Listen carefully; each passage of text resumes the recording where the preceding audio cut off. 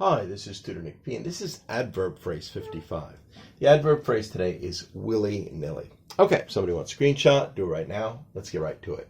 If someone does something willy-nilly, he or she does it in a careless manner, without planning or organizing before time, without regard for consequence, without regard for what may happen or what the final results may be. All right, let's continue. If something happens willy-nilly, it happens whether you like it or not. The origin dates back to the Old English when nil-I was the opposite of will-I. Okay, nil meant to avoid doing something, and will-I meant you want to do something. Combined, they meant I am willing and I am unwilling. So very confusing. Which meant you don't really care one way or the other, thus causing confusing, or something happening haphazardly. So it causes a confusing situation, or that something may happen haphazardly. Let's go on. And we got 4 examples to show just how we will use it. Here's the first one. Nowadays, a lot of people invest in cryptocurrencies willy-nilly without really doing research.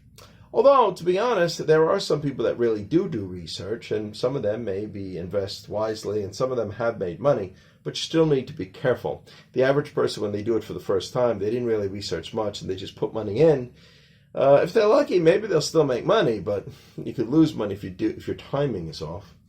Number 2, there does not seem to be any order to the plot of that movie. The scenes were put together willy-nilly. So you're watching the movie and there's a lot of confusion. The scenes are jumping back and forth to the future and the past, and it didn't seem to be put together well. So you say it seems like the scenes were put together willy-nilly, without enough care, in a very confusing way.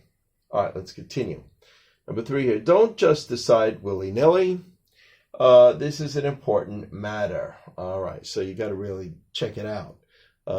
Don't just do it in a careless sort of a way. All right, let's continue.